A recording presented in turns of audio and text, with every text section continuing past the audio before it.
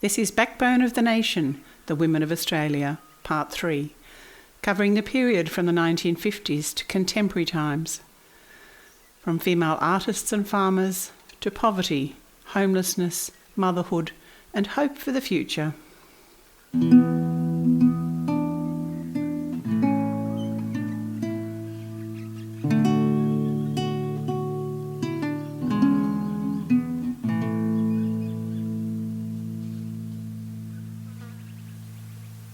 After the Second World War, life continued to change for women. More fields of work began to open up, and women had a louder and more cohesive voice in politics. In the days before efficient birth control and childcare centres, a woman artist could only work and develop in her chosen field by rejecting or struggling against the conventional women's role. The Australian artist Stella Bowen, in her memoir Drawn from Life, wrote, "Any artist knows that after a good bout of work, one is both too tired and too excited to be of use to anyone. To be obliged to tackle other people's problems, or merely to cook their meals the moment one lays down pen and brush, is intolerably hard. What one wants, on the contrary, is for other people to occupy themselves with one's own moods and requirements, to lie on a sofa and listen to music and have things brought to one on a tray. That is why a male writer or painter always manages to get some woman to look after him and make his life easy. A professional woman, however, seldom gets this cushioning unless she can pay for it." So while male artists had the support of wives or mothers, sisters and mistresses, women artists rarely had similar care and must have longed for wives of their own.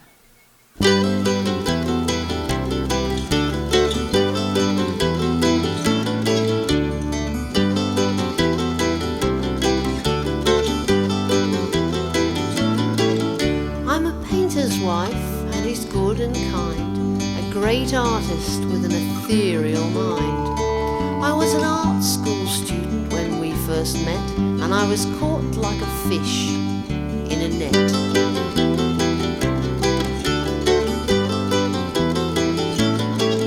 I kept house at night and painted all day until he put me in the family way. Then from dawn till dusk he worked with the brush, while I learned motherhood all in a rush. I'd care for the baby and cook day and night, while he'd sit at the easel till he got the picture right. Oh, if I had a wife I could paint all year, while the light was good and my mind was clear. I wouldn't wash dirty nappies and hang them on the line, I'd just wash out my brushes in turpentine.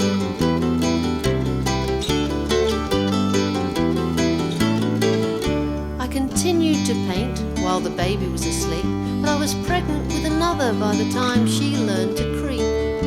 And on through the years there were more and more, and I threw my dreams with my paints out the door. And I'd care for the kids and cook day and night, while he'd sit at the easel till he got the picture right. Oh, if I had a wife I could paint all year, while the light was good and my mind was clear. I wouldn't wash dirty nappies or hang them on the line, I'd just wash out my brushes in turpentine.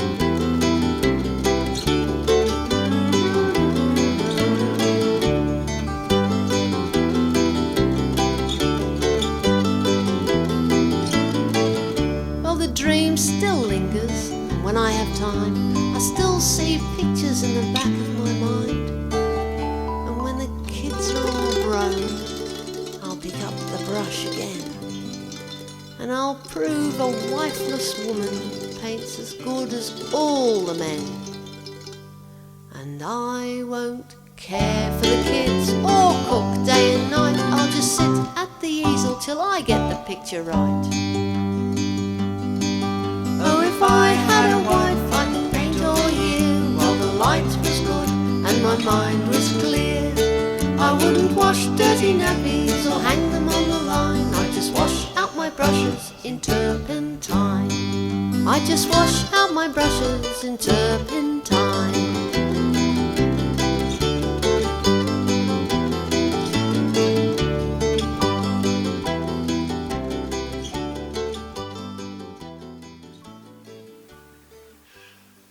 Thousands of women are involved in growing the food that we eat, but it took a very long time for farmers' wives to be recognised for their important role in farm work and management, which they do alongside domestic tasks, child rearing and education. At different times, farming families faced financial disaster due to high interest rates, drought, floods, and/or spiralling farm costs. Grant Andrews from United Farmers and Stock Owners of South Australia was quoted in the Port Lincoln Times. What makes a farming community a good place to live is not just the way of life on the farm itself, but the good relationships between those people who provide the goods and services, professional people in the towns, such as doctors and teachers, the machinery and fuel agents, and indeed small manufacturers. Each district is closely knit, and the crisis which impacts on the farming family is carried right through the community. The fact that friends face serious emotional and financial stress is a burden shared by all. When life on the land gets tough, the farming woman works even harder to help her family cope with the inevitable and stressful changes.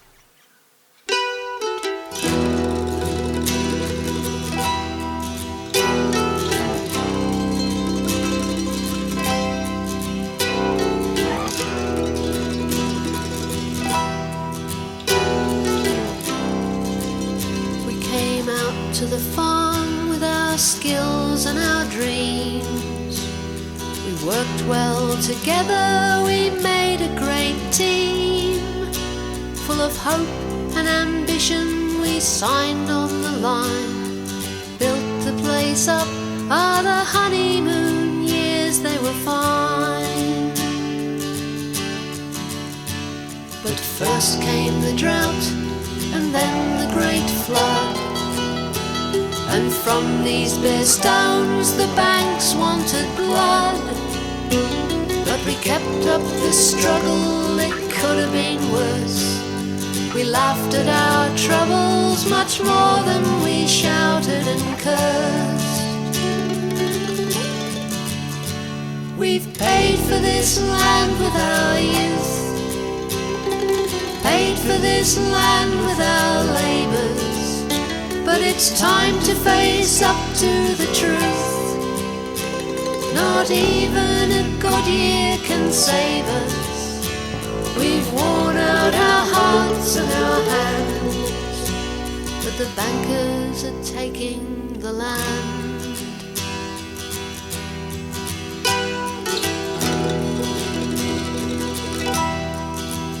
We've had too many seasons without a return, and the bankers don't have any money to burn.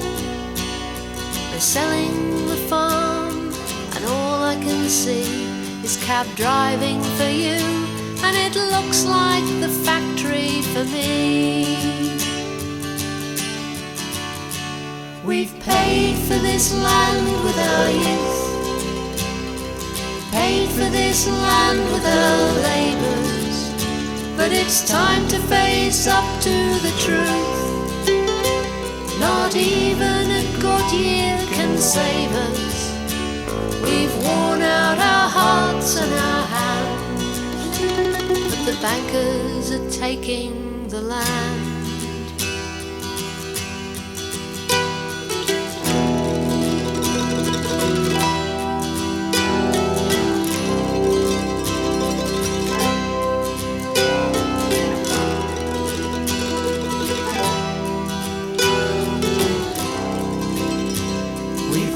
Up the kids the best way that we could.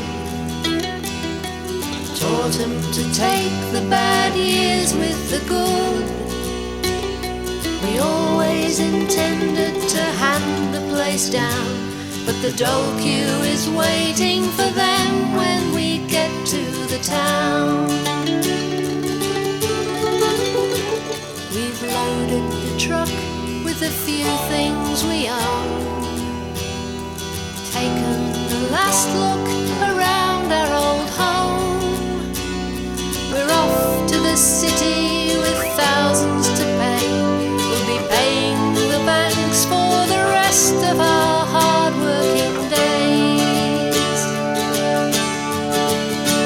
We've paid for this land with our youth, paid for this land with our labours, but it's time to face up to the truth. Not even a good year can save us. We've worn out our hearts and our hands, but the bankers are taking the land. We've worn out our hearts and our hands, but the bankers are taking the land.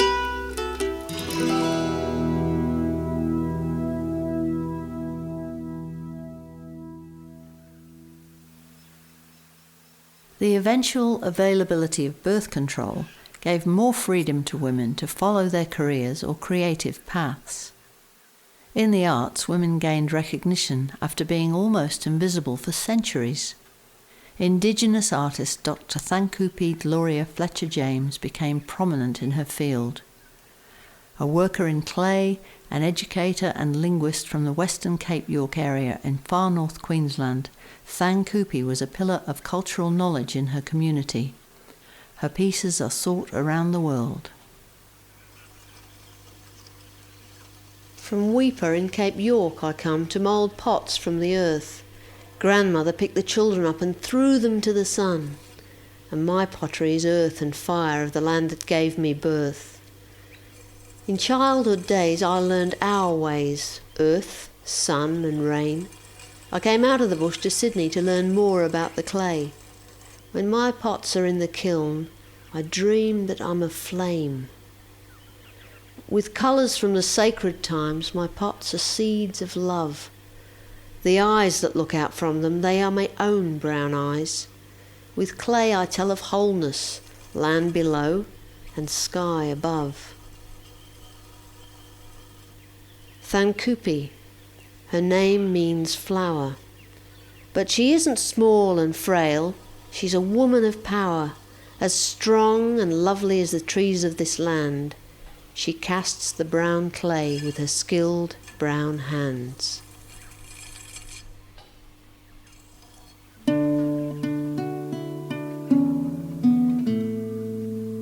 Since white settlement, the problems of poverty and homelessness have increased enormously in Australia. On the 23rd of June 1987, Australian Prime Minister Bob Hawke stated, "By 1990, no Australian child will be living in poverty." The romantic image of the swaggy roaming the roads has been replaced with a grim reality in which the homeless are people of both sexes, all ages and races. I was always the one madly trying to fix everyone's problems. But here I was, trying to bath in a public toilet without anyone knowing. It was just so humiliating. I never expected my life could turn into this.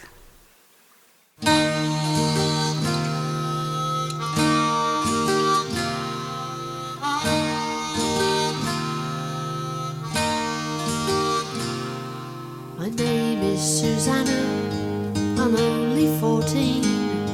I just had my birthday today. My friends had a party for me by the river, but the cops came along and they scared us away. We're living in clothespins and underneath bridges. We've got nowhere else to go. The dole's not enough and we're too young for leases. We're homeless and hopeless, our spirits are low. Rain on your skin, cold settles in, no homeward destination. But it's not just the cold, it's the chill in your soul when you sleep on a bench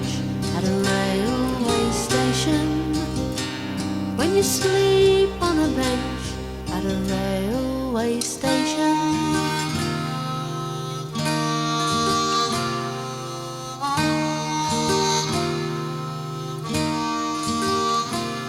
I'm Maria Carino, just turned 35. My children are 7 and 3.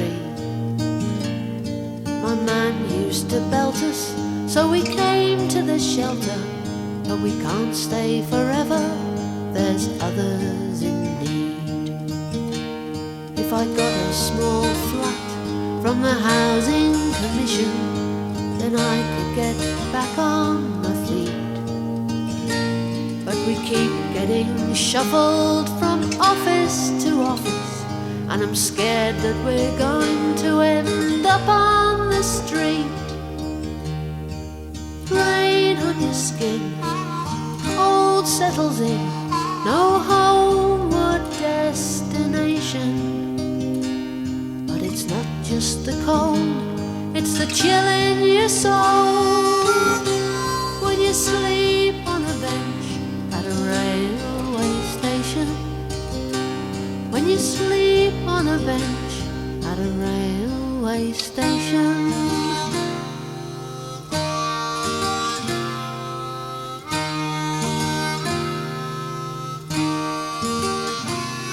Golgonga's my name, and I'm over 60. I've lived out of doors for a while, sleeping in cars left to rust by the roadside, and sometimes the salvos when the weather turns vile. It was tough in the 30s when I was a girl, and they reckon we're richer today. But there's thousands of homeless, from children to old folks, out on the streets with nowhere to stay.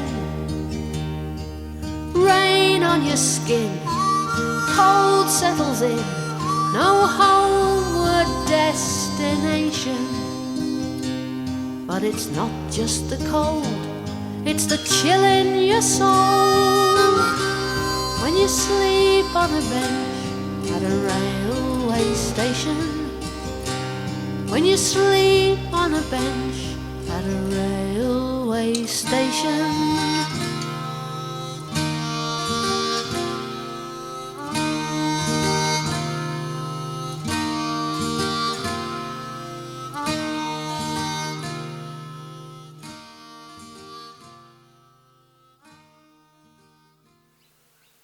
In Victorian times, women of an elegant persuasion might describe their pregnancy with the veiled expression, "I am expecting a little stranger."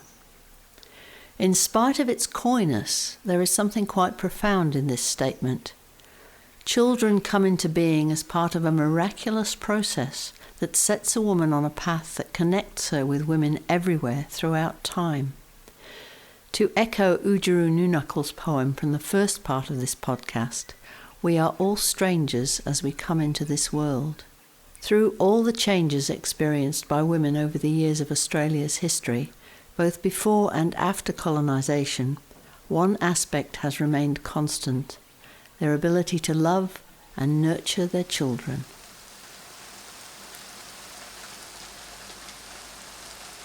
Where do you come from, little stranger? From what star did you make your way? While the earth was shining like a lighthouse beacon, to bring you home to us today. Come ashore from your long journey, our arms are wide to welcome you. Though you're a stranger, come to harbour. Once we were strangers too. Through this sad world you must travel, from this shore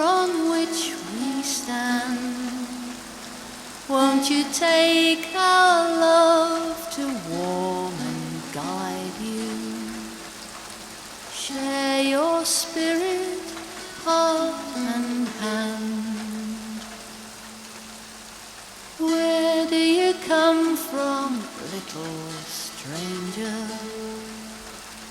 from what star did you make your way? While the earth was shining like a lighthouse beacon to bring you home to us today.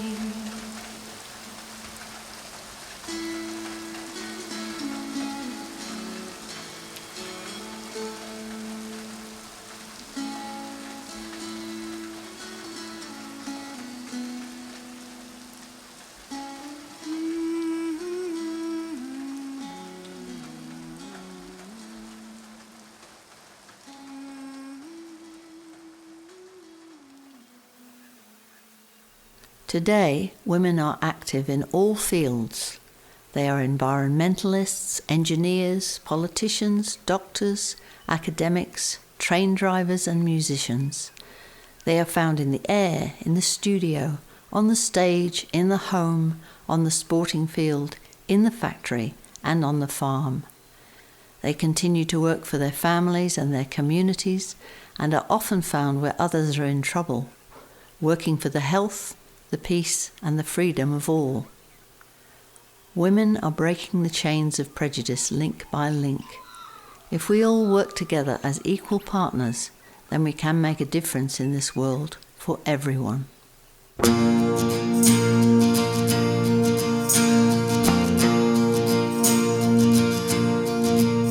Some women came to this country in chains. Dark women on shore watched them shackled by men. The scars of those manacles always remain, but we don't let them hamper our freedom. Mother to daughter, sister to friend, Australian women, hold out your hands. Shake off the chains, may the prejudice end, and fight for the freedom of everyone.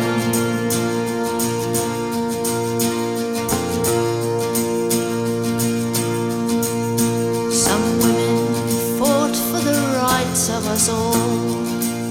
Some cared for the needy and those that had fallen. In the gardens their musical voices would call to the children they loved and protected. Mother to daughter, sister to friend, Australian women, hold out your hands.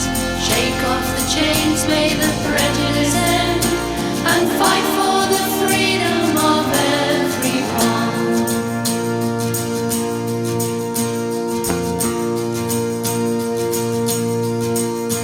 And in all our differences we can be one. The dark and the white, the old and the young. For we are all women, the shackles are gone, and we work for the freedom of everyone. Mother to daughter, sister to friend, Australian women, hold out your hands. Shake off the chains, may the prejudice end, and fight for the freedom of everyone. Mother to daughter, sister to friend, Australian women, hold out your hands. Shake off the chains, may the prejudice end, and fight for the freedom of everyone.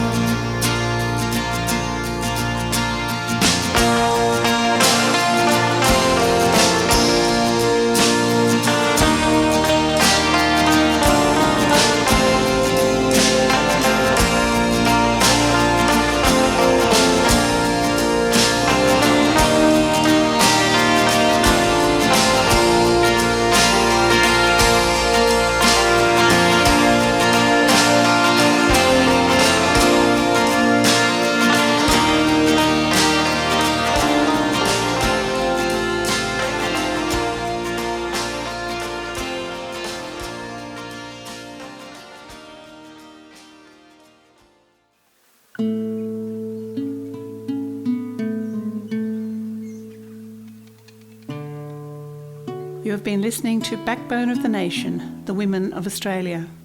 Voices featured on this recording were Penny Davies, Roger Ilott, Duncan McFarlane, Lee Williams, Janet Morris, Kerry Marie and Denise Kent.